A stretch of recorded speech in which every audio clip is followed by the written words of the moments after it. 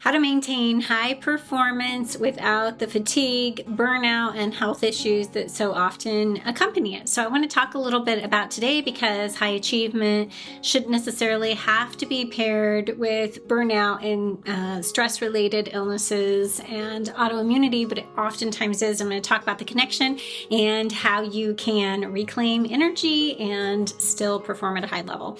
So hey, my name's Rochelle Walsh and I'm a complex trauma therapist. I have been for over 20 years, and I specialized in brain-based strategies, and I love helping people break free from emotional and nervous system dysregulation. My husband practices functional medicine, so I love being able to tie in not only the psychology and that kind of learning, but also pair it along with some understanding of the physical health realm. So basically, when we think about high performance, people will oftentimes ask me, what do I mean by a high performer?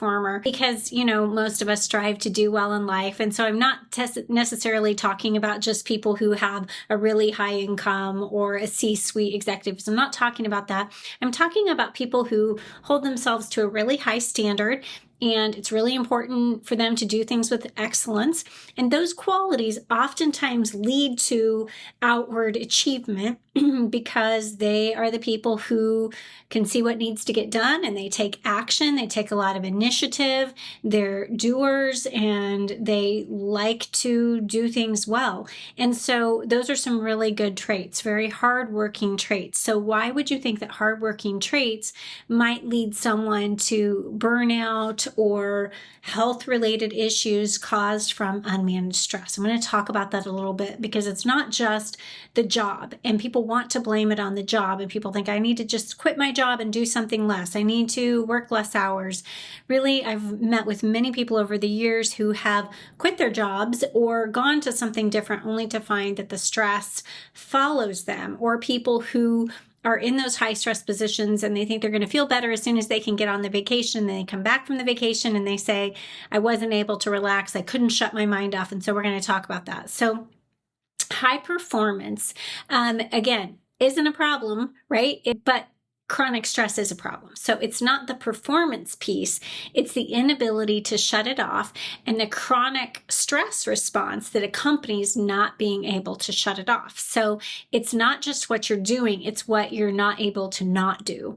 It's, not able to not do. So that even if you have an opportunity to relax, it's difficult to feel that sense of peace and calm and stillness within the nervous system. So being in a high performance mode or a chronic stress response without being able to shut it off is really the problem that we're talking about.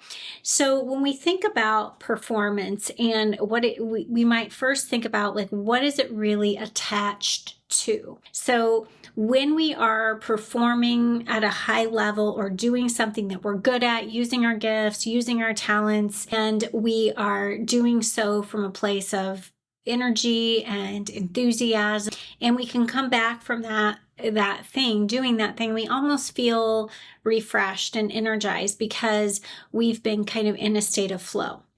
Not a problem with that, right?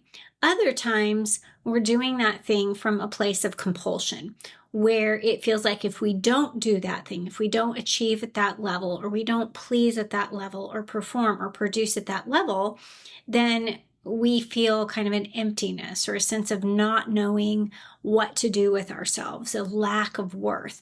That's what we're talking about when we talk about a compulsive need to perform or produce. That is very stress producing. So when we look at what shows up after chronic stress response, we see people having things like memory issues, fatigue, brain fog, difficulty concentrating, difficulty feeling connected in their relationships.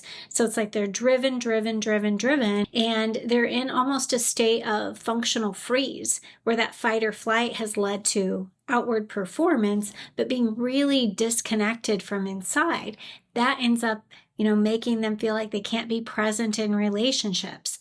What it also does is when they're in that state of fight, flight, or functional freeze, is that the part of the brain that kind of feels into the sensation, feels into the body, like, what do I need, becomes kind of dimmed we're not as attuned to what's going on in our emotional world, what our body needs. So self-care really starts to suffer. People don't know how to gauge maybe when they need more sleep, or when they need to cut back on something, or what feels good to them. And so they're just in this mode of operation that's performing and able to, in order to be able to feel okay